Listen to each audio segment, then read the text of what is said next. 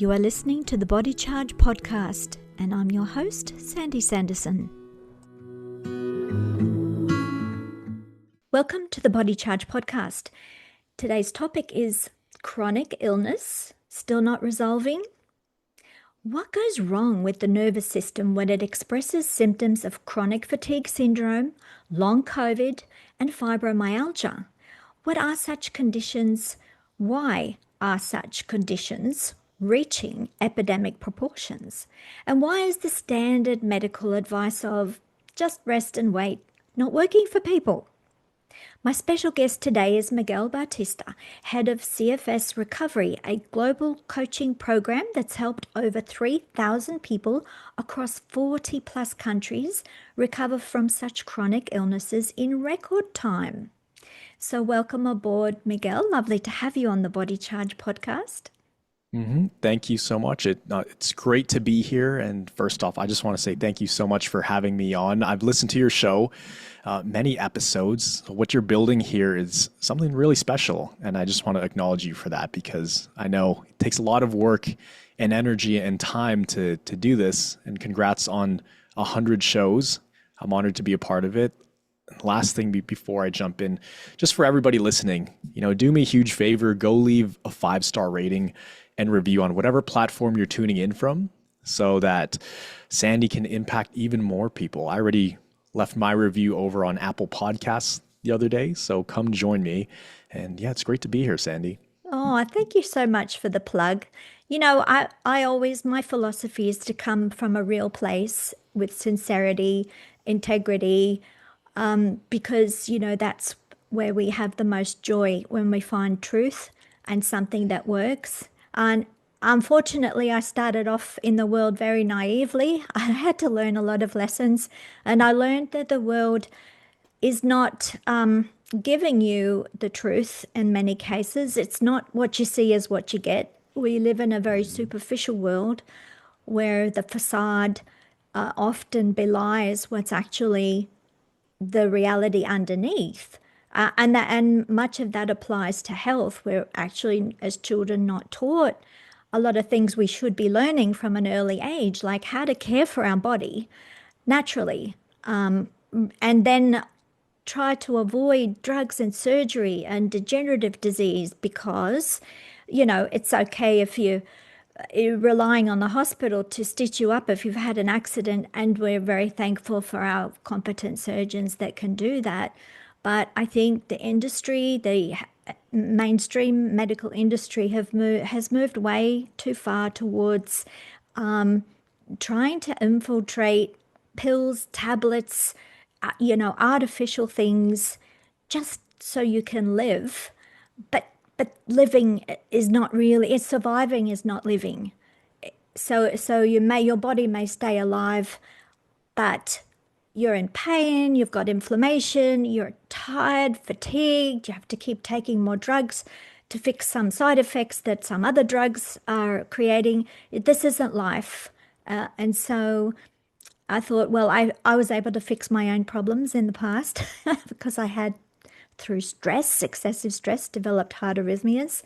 And I found there are natural remedies to fix such things because it's just the body telling you, trying to cry out, saying something's wrong, I'm missing something, please supply whatever the thing is missing. We have to become better caretakers of our internal environment and our cells, right?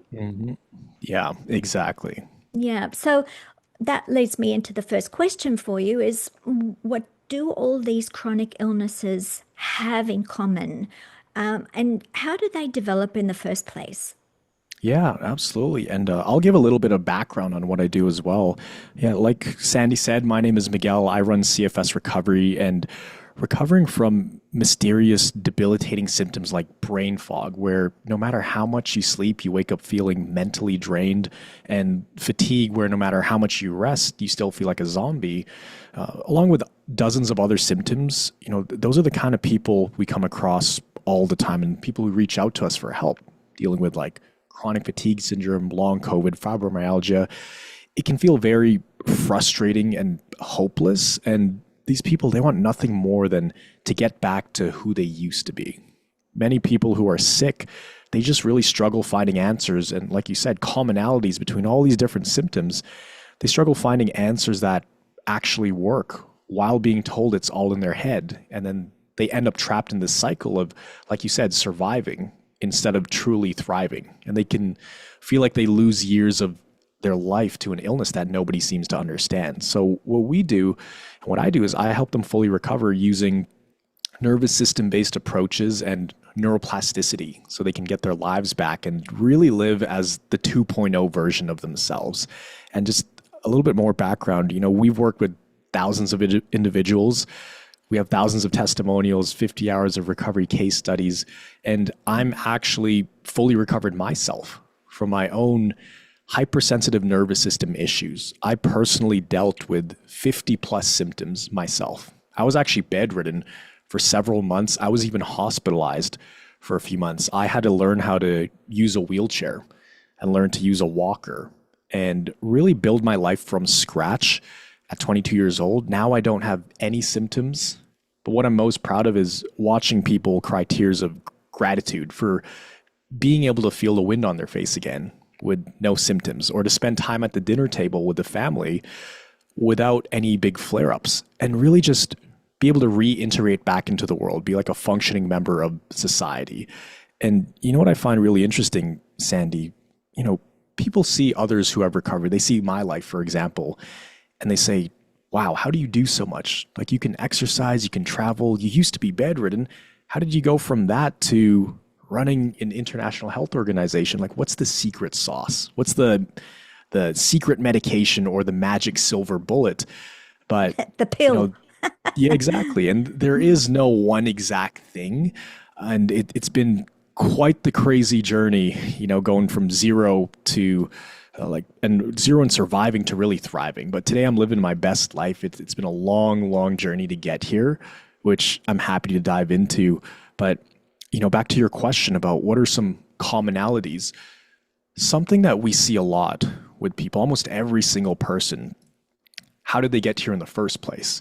So typically, the people who get a lot of these mysterious symptoms, there's somebody listening right now who used to be the most driven, active person in their circle, the one who never sat still. They were always working, always moving, always showing up. Maybe they were an athlete or a top performer at work. They were definitely the person that their friends could count on. And then something happened. Maybe it was, a virus. Maybe it was years of pushing too hard. Maybe they don't even know what triggered it. But now they can barely make it through the day without needing to lie down. And maybe they've seen 10 or 20, 30 specialists. They spend thousands on supplements and treatments, and every test comes back, quote unquote, normal. And they're sitting there thinking, if nothing's wrong with me, why do I feel like my body's falling apart? So just to kind of describe their situation, and this might resonate with people listening to this, they've probably stopped making plans because they don't know if their body is going to cooperate. They probably watched birthdays or holidays and life happen from the sidelines. And the worst part is they start to believe that this is just who they are now. And so I just want them to know, on the other side of this health journey, there is a version of them that does wake up and is energized and actually wants to jump out of bed. They're hiking with their family and they're back to work doing what they love. They're not tracking every symptom. They're not constantly playing, I call it symptom whack-a-mole, trying to treat everything with supplements. The normal, natural self. Exactly. And the program in our DNA self. Yes, exactly. Like, that's where we see a huge shift. Once people stop looking for these external things, which is what they typically do. I mean, that's how we're taught in the society. Something did it to you. Must have been that bad bug.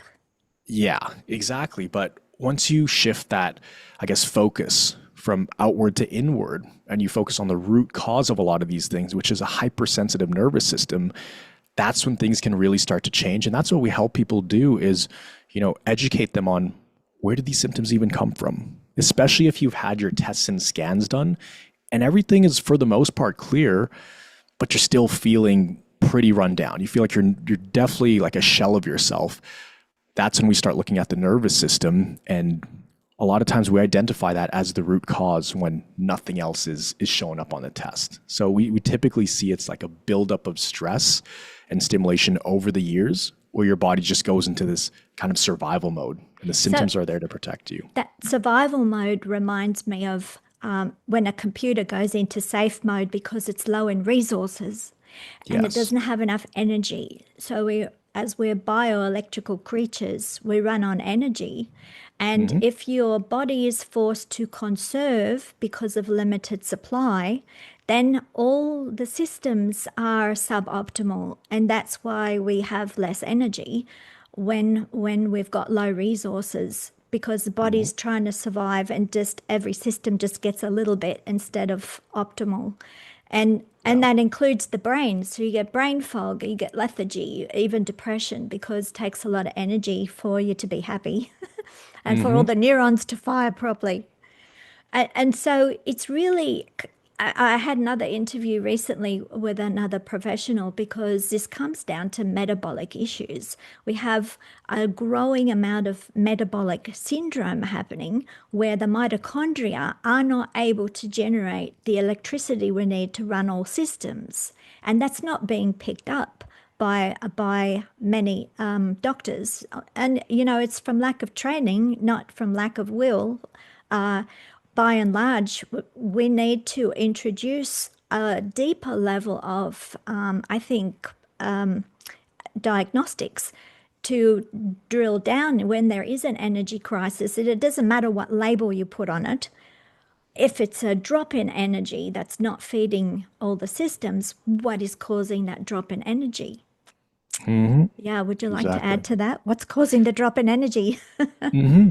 Absolutely. I mean, there's a few different schools of thought around it. A lot of times there's definitely the down regulation of, how much energy your cells are producing. Here's what I see a lot of people do over and over again. And I want to be clear, I did all of this myself. So I'm not judging anybody here, but this is the path most of us take because it's all we know. You know, typically a lot of people who can get these kind of symptoms and these illnesses, they're type A personality people. Like I said, they're just go, go, go. And a lot of times you Sounds like start, me.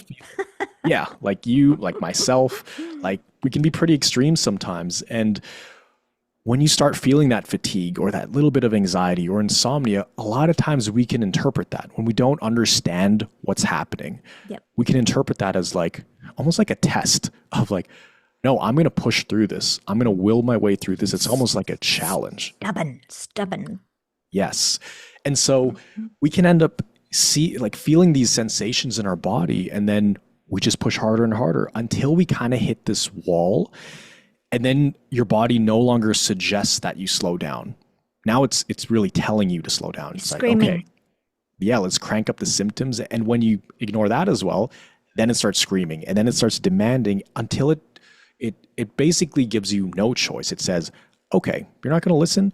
We are going to force you to slow down because, the nervous system, You're not your listening. survival brain, it can't speak English. I mean, it kind of can, but it's very primal. So the way it signals to you to slow down and stop adding on the stress is by giving you a lot of symptoms. These are like limiters on your nervous system. So we will downregulate mitochondria, downregulate energy production. And that's the thing I see a lot of the mistake I see a lot of people make. They can only throw supplements and treatments at it, which I think many times it's definitely needed. Like maybe you're deficient in certain things, Yeah, it so you helps might a need little those bit. things. Yeah, it helps a little bit, but the problem is when you spend thousands of dollars trying to fix the mitochondria or detox the liver or heal the gut, but you're still, you're still redlining your engine because Yep. you can refill the bucket with as much energy as you can, these supplements. But if that energy leak is so big that you're not replenishing the energy as fast as it's leaving your body Yep. with the worrying and the stress over pushing, that's when it can become a problem. And that's when you can start to feel worse and worse and fall into this downward spiral. And it's going to feel like nothing is working for you. Right. And that's typically what leads to people pushing through things. Like they think if they just exercise more or force themselves to think positive or Yep. power through like they used to, they'll break out of it, but the body only screams louder. So Yeah. one good day leads to multiple bad days, and that's why you want to go after the root cause. It's Where's that energy? compounding. Yeah, there may be a time when you were younger that you could survive on instant noodles, but Yep. you wear yourself out and you start to scrape the bottom of the barrel. And unless you're putting good quality nutrients in, your body doesn't have the material to turn that into energy and the right environment to turn it into energy. And we accumulate more chemicals, more waste products that can't be excreted. So we end up getting a waste disposal problem and Hmm. blockages. And that's where the electrical nervous system starts to falter because it's losing conductivity to move that electricity around the body, let alone produce it in the first place in the mitochondria. And Hmm. so it is a downward spiral unless we understand how to fix it. And the fixing of it, from my readings and my experience, is the environment of your cells, the environment of your body, and taking a bunch of pills like, antioxidants. We need antioxidants, but we need to move towards what antioxidants are in good food rather than a pill which might have a lot of other ingredients in. Do we have to digest it? What if your digestive system's not working very well? How can you adjust your food to bring in the nutrients you need that can be digested? So it starts to get a bit complex because we're all different, right? We have different digestive systems at different levels of stress. Stress is always a compounding factor. It always puts extra load on. And so if you're already on the edge, if you're already, scraped near the bottom of the barrel, that extra stress may just be the straw that broke the camel's back. And as you said, it starts to get to a point where everything just switches off because you Hmm. need to live. Your body wants you to live, right? So Hmm. all of the symptoms are there to cry out to fix something. And then finally you get to a point where you haven't listened or you haven't addressed the issues, and then it just switches off. Is that like a fair description of what happens? Yeah, definitely. I would say that's quite accurate. It's similar to how we approach, chronic fatigue syndrome, long COVID, fibromyalgia. Essentially, when your nervous system is giving you all of these symptoms and your tests are for the most part showing up pretty normal or within range, the only other explanation is, okay, your nervous system is now putting limiters on you. It's down regulating how much energy it's producing, and that obviously leads to a cascade of symptoms. But if we don't know how to interpret those symptoms, we can start to feel pretty guilty about them. And I wonder how many people listening to this right now feel like, they're at war with their body or their body's punishing them when they Yeah. try to do certain activities Yeah. without realizing that it's trying to tell you something, Mm. and it's trying to tell you to slow down. And for people who never really slow down in their lives or really took time to listen to their body and just always push through, it's very difficult to turn that around. Like, for example, I remember, many cases, high performers, people who run companies, athletes, people who are used to pretty much just attacking a problem with more And high energy pressure, and high more effort stress. and high pressure. Exactly. If they're used to that approach, that's not going to work in these scenarios because that only jacks up your nervous system even more. And like you said, it's kind of like that. I like to talk about this computer analogy. Your nervous system, it can only handle so much stimulation at once. And I think a lot of people, they don't realize how much stimulation cognitive activities have on your body, as well as emotional activities. Yep. Like how much are you, overanalyzing or worrying or, Yep. just reacting automatically to life stressors. We all know somebody who they can get cut off in traffic and their whole day is ruined, right? That's somebody whose nervous system is quite on edge, Mm. right? So they're more likely to probably get symptoms down the road, right? So it's very important to, I think, for people to understand the symptoms, because once they understand it, then all the symptoms start to make sense. The low energy, the brain fog, now there's a reason why, and you don't end up Googling all your symptoms at 2 a.m. and seeing like horror stories, right? So education, I think, is so important just to really understand why you're getting these symptoms in the first place and also why they're not going away. And so that's something we really try to harp on is teaching people what's going on, but also showing them what that looks like for their life. Because like you said, everybody's different, Yeah. right? So somebody who's higher functioning, it's a different kind of plan we would give than somebody who's couch bound, right? But it all comes back to that. What is that energy balance in their It's body? Do they it's even all have enough energy? relative. Yeah, it's all Yes. relative, isn't it? So someone who has a lower level of ability or some disability can be having very high levels of anxiety, very similar to a very high functioning person in a high pressure job that's go, go, go all the time. All of that anxiety and that psychological, emotional, physical pressure, it doesn't really matter. It drives adrenaline in the body.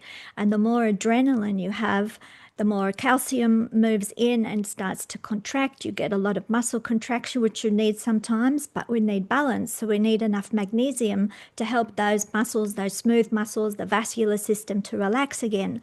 It's like breathing. You breathe in, you can't keep breathing in and in and in and never breathing out. You have to do both. And so the body needs this balance, and usually a lot more magnesium than calcium in the cells in order to regulate that muscle expansion and contraction and the relaxation phase. And so you mentioned these high power executives, just go, go, go, push psychologically through. They're very stubborn. They're very good at having like a mental discipline, mind over body. But you've got to listen to your body. You've got to take that time to cycle down, to rest and recover, to put the good resources back. Or you will wear yourself out over time. It's just the way it works, right?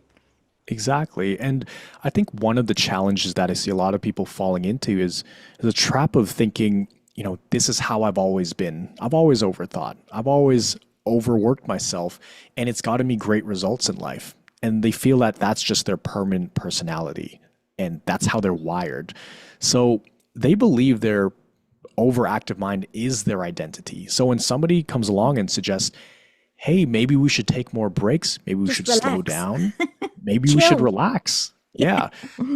They start to panic because, they're thinking, if I'm not overanalyzing things, who am I? Am I going Yeah. to Is lose that my okay? edge?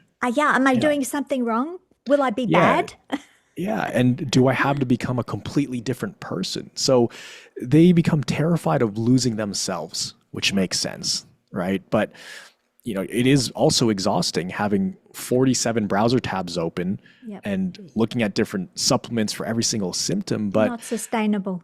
there's also there's a little bit of almost shame of how come other people can relax and take weekends off and why can't I do that? And so Mm. when they don't know how to be any other way and that's all they ever knew, they're constantly thinking and analyzing and they start to ask themselves, will I be able to achieve the things I used to achieve? Will I be able to live up here where I'm at right now, um, and change who I am? So they can start to resist change because it does feel like losing their identity. But I thought I had to become a whole new person too. I mean, we're so attached to our identity that it took me being bedridden in a hospital, unable to feed myself. I was getting spoon fed. I was in a wheelchair at 22. And it wasn't until that point where I was like, you know, the way I'm doing it, the way I'm going through life, this ain't working. So I got to change something. But here's what nobody tells you. I just had to transform who I was into someone better. It's not a completely different person. I just had to create better habits mentally and physically because when you learn to regulate your nervous system, you'll be able to keep your analytical strengths and your high achiever strengths, And but get you better. use them strategically. Use them strategically instead of compulsively. So Yep. that will free you to actually rest when you need to without feeling like you're losing yourself and you're not productive. So you don't feel guilty about it. Yeah, my cousin has a very successful building company and he puts a lot of work hours in, but he manages to have a half-hour cat nap at lunchtime, Mhm. closes the office, takes the phone off the hook, and just switch off, have a sleep, and wake up at the right time. I so admire him for doing that. But he is so fully functional and his brain is always alert. It doesn't matter if he gets into the afternoon where most people start to like nod off. Yeah, So, absolutely. so that is the ability to be able to say, this is important. I need this break.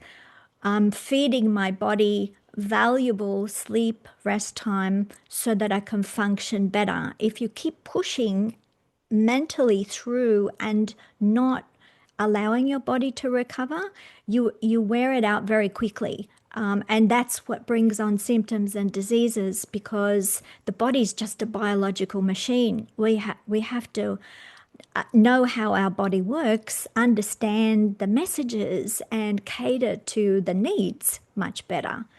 And Mhm. then we get a lot of energy and joy and satisfaction from life because independence comes back rather than disability. So it's interesting that you had to go through a complete crash of your physical body, crash of your ego.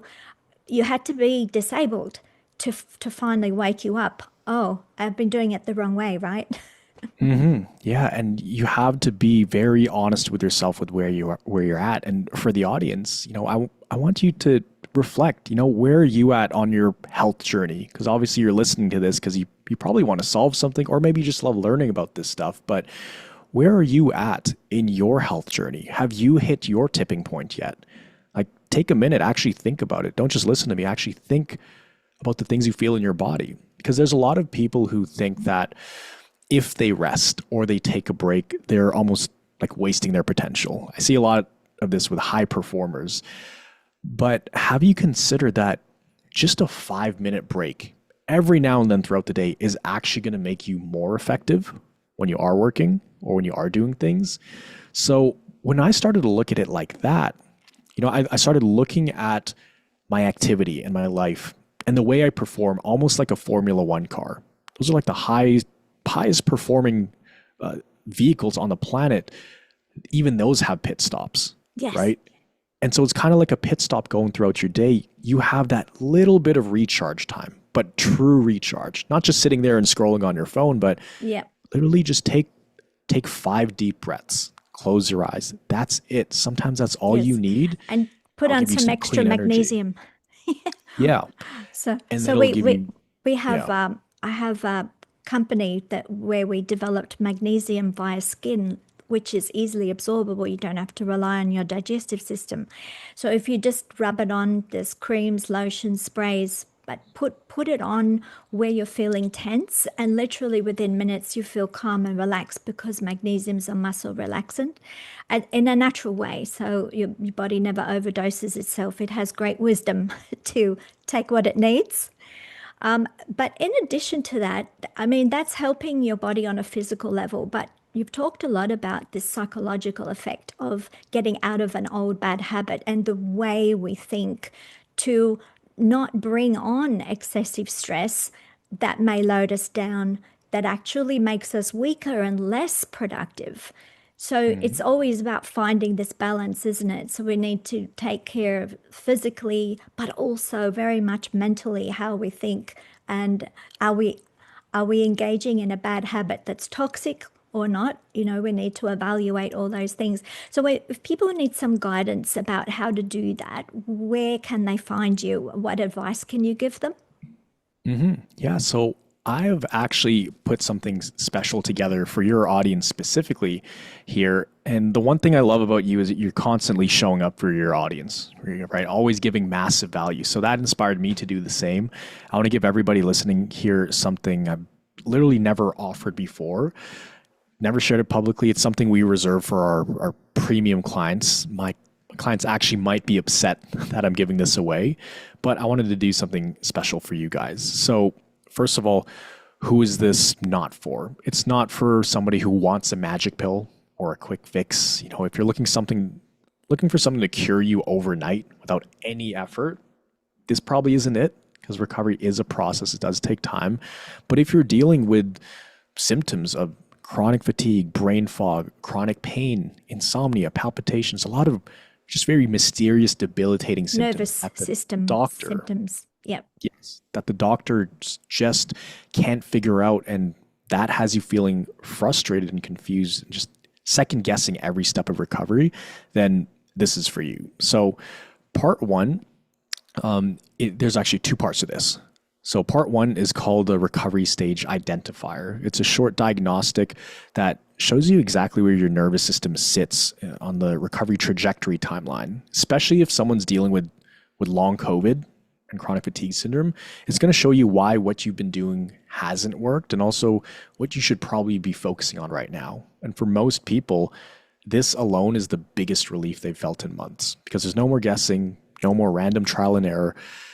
Part two of this, and this is what I'm most excited about, and honestly, this is what I debated whether to even include, but it's called a personalized recovery report.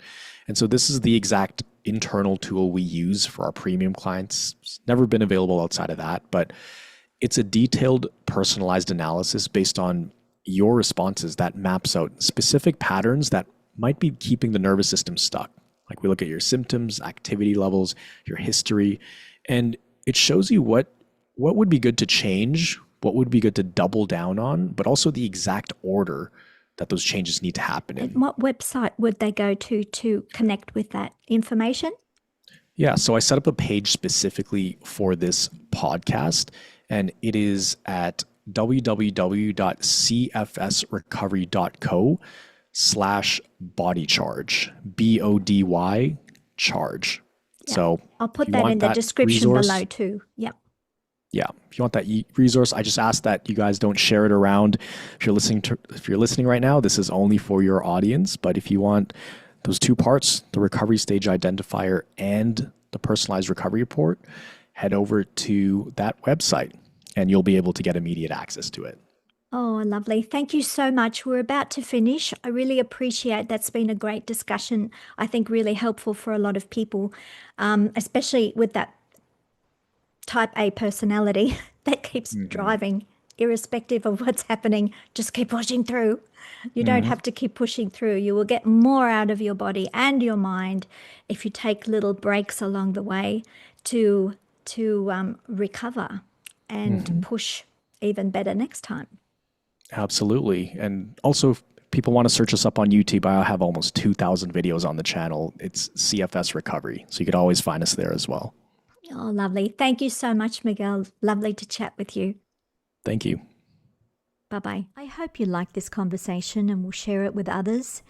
Let me know what you thought about it in the comments below. If you want to listen to other Body Charge conversations, click like, subscribe, the bell icon, and click all notifications. Subscribe to our newsletter to get updates on blogs, podcasts, videos, and magnesium special offers at electromagnesium.com.au. Relax, recharge, and recover.